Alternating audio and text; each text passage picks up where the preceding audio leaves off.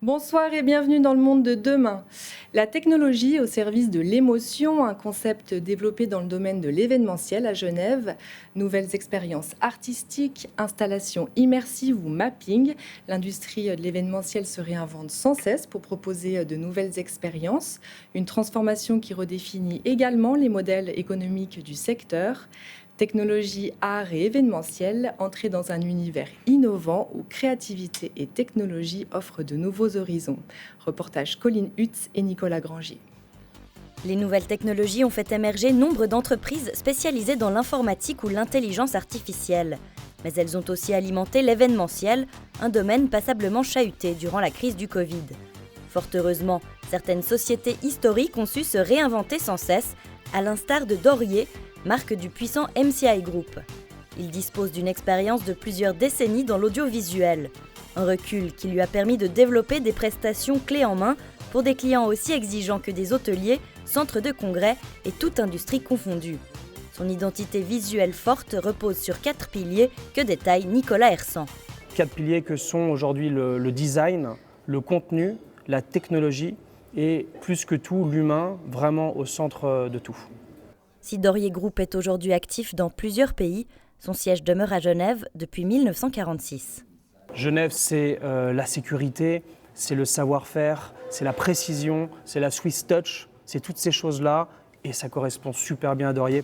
Les développements technologiques perpétuels offrent de belles perspectives à ce secteur.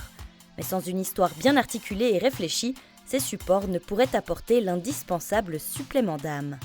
On est là aujourd'hui dans une vraie révolution digitale, si je puis dire. Il n'y a pas un événement aujourd'hui que l'on fait qui n'ait pas une touche d'hybridation ou de digitalisation. Donc avant, c'était vraiment la technologie au service de l'événement d'un point de vue vraiment production audiovisuelle. Aujourd'hui, la technologie est vraiment au service de l'émotion et de la narration. Les dépôts de Dorier constituent une véritable caverne d'Alibaba pour tout ce qui concerne la vidéo, le son, la lumière et pas que. Mais pour ne pas réduire des prestations à une simple technologie qui fonctionne, il faut aussi apporter du sur-mesure. Une fois qu'on a fait ce travail de bien comprendre quels sont les centres d'intérêt et les déclencheurs chez notre cible, là on va avoir une approche plutôt narrative. Et donc dès qu'on voit un nouveau moyen de vectoriser une émotion, on saute dessus parce qu'on adore découvrir, on adore réfléchir et faire ce qu'on appelle des life hacks, détourner souvent des technologies, les utiliser à des fins qui sont pas forcément les premières utilisations qu'on a pour créer des moments. Outre une planification hyper maîtrisée, Dorier propose des concepts créatifs qui permettent de marquer les esprits. L'effet wow des lumières fortes qui impressionnent, ça marche toujours, mais il n'y a pas une quête de sens. Nous, ce qu'on cherche à faire, c'est à mettre du sens dans ce qu'on fait, et puis de la bienveillance, de la poésie. La compétition en termes d'engagement et en termes de génération de dopamine, elle est très très élevée. Et donc du coup, nous, on se doit de donner aux gens, en tout cas, ce qu'ils ont l'habitude de recevoir.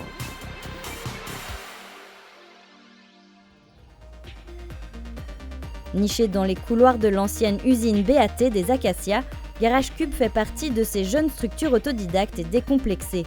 L'entreprise artistique a notamment mis au point MadMapper, un logiciel développé et commercialisé à partir de Genève, Paris et Bruxelles, ce qui facilite d'ailleurs l'accès au marché européen. Sa réputation est vite devenue mondiale. C'était d'avoir un outil qui nous permet de faire de la projection, on va dire, dans un espace tridimensionnel. Donc l'idée, c'est de pouvoir prendre des bouts d'une vidéo, pouvoir les déformer, les placer dans l'espace. Puisqu'on a inventé des outils pour faire ça, forcément, il n'y avait pas de formation, puisque les outils n'existaient pas encore. GarageCube a volontairement ciblé une clientèle adepte de projection mapping innovante. Notre clientèle, essentiellement, c'est les artistes.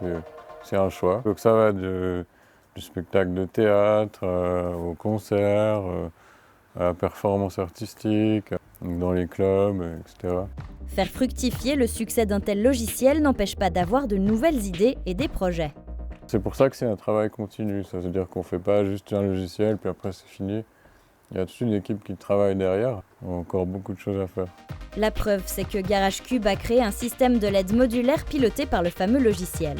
Il s'agit de barres de LED constituées d'un profil en aluminium. Dans le profil, il y a un petit rail et ça nous permet de pouvoir faire des assemblages comme celui-ci avec les pièces sur mesure imprimées en 3D ou de les fixer entre elles avec des angles droits ou n'importe quelle pièce.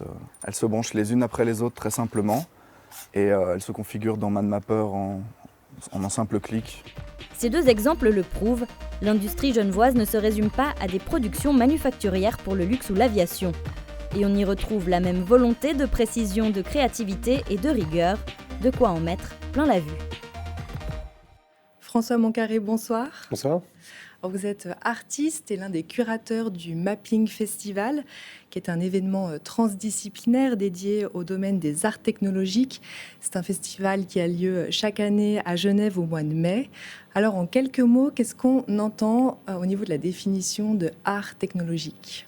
Alors, art technologique, c'est un peu réducteur, je trouve, parce qu'en fin de compte, ce n'est qu'un outil.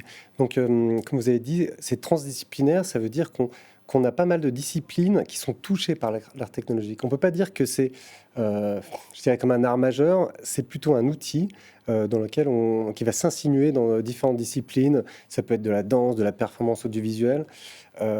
Donc c'est en fin de compte assez large le champ des possibles autour de l'art technologique. Qu'est-ce que vous essayez d'explorer ou d'interroger au Mapping Festival ? En fin de compte, c'est quand même assez large. On va par exemple, avec les installations immersives, on va essayer d'interroger notre rapport à l'œuvre, c'est-à-dire qu'on n'est plus en train de regarder une œuvre de façon frontale, nous sommes dans l'œuvre. Par exemple, avec les installations interactives, on étudie aussi une sorte d'interaction entre l'homme et la machine, comment on interagit avec de l'intelligence artificielle, comment on interagit avec de l'image. Donc cette interface homme-machine, ça c'est quelque chose qu'on étudie. Est-ce que l'art permet d'interroger l'utilisation des technologies ? Oui, effectivement, on a deux pans, je dirais, au mapping. On a un pan qui serait plutôt des spectacles et des shows. Donc, je ne vais pas dire divertissant, ça serait un peu péjoratif, mais on a quelque chose qui est du domaine du beau, de l'esthétique, de l'expérience en tout cas. Et dans un autre pan, un peu en contrepoint, on a aussi une réflexion un peu critique sur les technologies. Donc, c'était précisément le thème de ce qu'on a eu au commun l'année dernière. Une réflexion vraiment critique sur les smartphones, par exemple, et notre dépendance qu'on a absolument tous sur les smartphones. On avait, par exemple, une machine à scroller qui scrollait à l'infini, ou une machine qui, avec un doigt artificiel, qui allait choisir les profils Tinder en fonction de critères qu'on avait entrés. Il y avait aussi une installation qui pouvait nous mettre un peu mal à l'aise, Don't Answer, Be Happy, qui nous posait des questions sur, par exemple, est-ce que ça nous dérange que des enfants au Congo sont dans les mines de cobalt ? Est-ce que ça nous dérange que les informations sur notre smartphone sont partagées à des GAFA ? Donc, c'est toutes des questions qui nous mettent un peu mal à l'aise du fait qu'on utilise tous des smartphones. On est conscient de ça, mais on se voile un peu la face. Est-ce qu'il y a une œuvre qui vous a touché particulièrement lors de la dernière édition ? Oui, je pense qu'on a une œuvre qui exprime exactement cette transdisciplinarité. C'était un spectacle de danse contemporaine de Lucie Eden-Benz. Donc, il y avait une liaison assez claire entre le corps, le mouvement, la vidéo et le son. C'est-à-dire que son mouvement influait sur l'image et sur le son, et le son sur l'image. Donc, il y avait des interactions et l'art technologique permettait de créer ce lien entre des médiums, en fin de compte, assez traditionnels. Comment se positionne la scène artistique genevoise ? Quel type de compétences on a besoin pour justement cette scène d'art technologique ? On a tout un pan, en tout cas à la Aide, en média design. On a l'habitude de travailler avec eux. On organise des workshops chez eux. Après, ils viennent chez nous. Donc voilà. Et il y a quand même cet élément critique d'utiliser les technologies pour imaginer des faits sociaux ou des culturels est vraiment au centre de l'attention, en tout cas à la Aide. On a aussi, parce que l'art technologique justement c'est très large, on a aussi tout un panel d'artistes scénographes, je dirais, qui viennent plutôt du monde de la nuit, en fin de compte, de ce qu'on appelle le VJing, et aussi de la performance audiovisuelle. Donc performance audiovisuelle, c'est quand une interaction, donc c'est vraiment de la performance live, au même niveau qu'un musicien qui jouerait de la guitare, et ben on joue de l'image de façon temps réel, et donc il y a tout un vivier à Genève qui font des performances audiovisuelles. Est-ce qu'il faut deux types d'approches, celle de l'artiste et celle du technicien ? Est-ce qu'on arrive à trouver des pépites ? Alors effectivement, pour une seule personne, c'est pas évident. On dit tout le temps que le cerveau droit est plutôt créatif et le cerveau gauche plutôt raisonné et technique. Donc il faut ou quelqu'un qui soit un petit peu comme ça, qui ait des connexions entre les deux cerveaux, qui ait un petit peu le cerveau d'un ingénieur et puis peut-être l'âme d'un poète, et qui mélange les deux.